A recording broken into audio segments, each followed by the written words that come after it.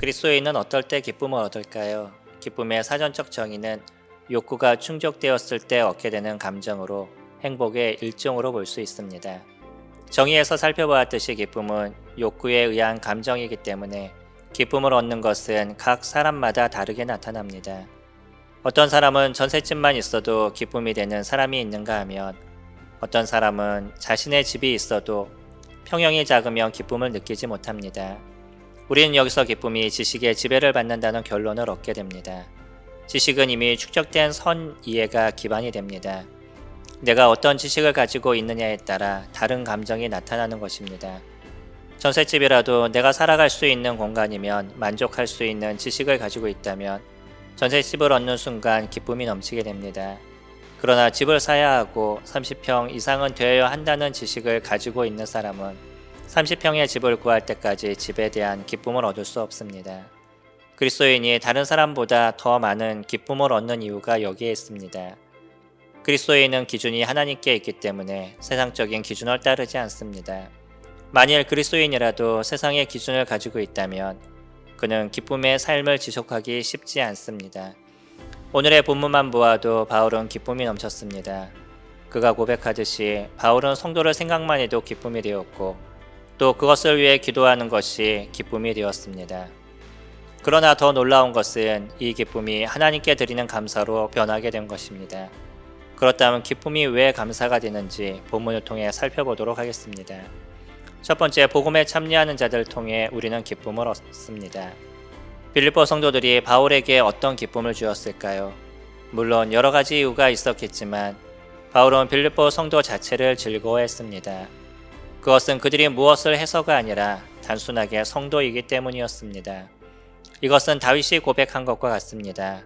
다윗은 땅에 있는 성도는 존귀한 자니 나의 모든 즐거움이 저희에게 있다 라고 말했습니다. 그러나 바울에게 더욱 기쁨이 되었던 것은 빌립보 성도들이 복음을 전하는 데 함께했기 때문입니다. 그것도 빌립보 지역에 처음 복음이 전해진 이후로 지금까지 이어오기 때문입니다.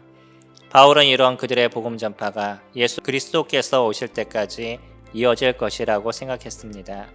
이 일을 시작한 분이 하나님이시기 때문입니다. 모든 성도는 존귀합니다.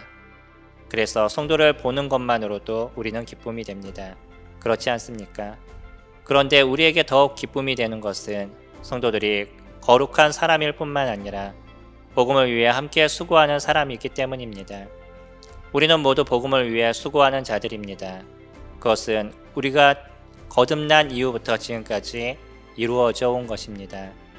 때로 입술로 복음을 전하지 못한다 하더라도 우리는 여전히 수고와 섬김을 통해 복음을 전하고 있습니다. 그것은 기도를 통해서도 나타납니다. 헌금을 통해서도 나타납니다. 그래서 우리가 이 일에 함께 부름을 받은 존재라는 생각과 마음으로 섬기고 있다면 우리는 여전히 복음을 위해 수고하고 있는 자가 됩니다. 이것이 성도들에게 기쁨이 됩니다. 우리는 간혹 선교지에서 불의의 사고로 소천한 선교사의 소식을 듣습니다.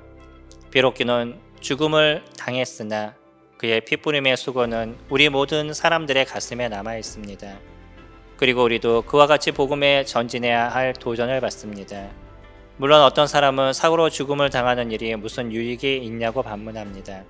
그러나 우리는 그의 수고가 너무도 고귀하고 놀라운 결과를 낳고 있다는 것을 알고 있습니다. 우리들의 마음에 복음의 불꽃을 피워놓았기 때문입니다. 이것이 우리에게 기쁨이 되는 것입니다.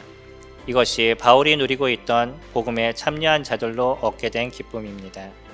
두 번째, 복음을 통해 얻는 기쁨은 하나님께 감사가 됩니다. 바울은 빌립보 성도들로 인해 기쁨이 되었습니다. 그들이 복음에 참여하고 수고하고 헌신하는 모습이 즐거웠습니다. 그리고 그것은 하나님께 올리는 감사가 된 것입니다. 예수 그리스도의 죽으심으로 시작된 복음의 씨앗이 죽었던 영혼들을 살리며 또 그 열매를 맺어 구원자 예수 그리스도를 전하는 것을 본다는 것은 벅찬 기쁨의 감사를 낳을 수밖에 없습니다. 우리도 동일하지 않습니까? 죄인이기에 이기적이고 자기중심적이었던 자가 예수 그리스도를 믿고 변하여 자신이 아닌 예수 그리스도를 위해 사는 모습을 보면 놀라움을 금할 수 없습니다. 부정적이고 불평이 넘쳤던 자가 예수 그리스도의 사랑을 알고는 은혜의 복음을 전하는 것을 보면 감사가 절로 나옵니다. 그래서 복음을 전파하는 성도들을 보는 것이 우리에게는 기쁨이 되며 감사로 이어지는 것입니다. 점점 혼자의 삶이 편하고 다른 사람들과 관계 맺기를 싫어하는 현 시대에 무엇이 기쁨이 되십니까? 봉급이 오르고 자녀가 잘 되는 것도 기쁨이 될 수 있습니다. 그러나 우리의 기쁨은 성도들에게 있어야 합니다. 성도는 예수 그리스도의 피값을 통해 얻어진 존귀한 자들입니다. 그리고 나도 다른 이들에게 기쁨을 주어야 합니다. 그것은 예수 그리스도의 복음을 위해 수고하는 모습입니다. 이런 모습을 보게 될 때 우리는 서로 하나님께 감사를 드리게 되며 서로가 끝까지 이 복음의 사역을 위해 수고하도록 간구하게 됩니다. 복음에 참여하는 것은 각자 다른 모습이 될 수 있습니다. 그러나 동일해야 하는 것은 복음에 참여하고 있느냐의 문제입니다. 그리고 이것이 우리에게 소중하고 기쁨이 되고 있느냐의 문제입니다.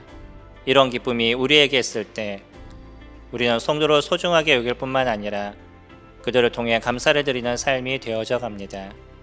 이번에는 기쁨이 낳는 감사라는 제목으로 빌립보서를 살펴보았습니다. 먼저 우리는 복음에 참여하는 성도들을 위해 기쁨을 얻게 되며 두 번째로 이 기쁨은 하나님께 드리는 감사로 변하게 됩니다. 매일의 삶이 기쁨의 감사가 넘치는 성도님들이 되시기를 기도합니다. 감사합니다.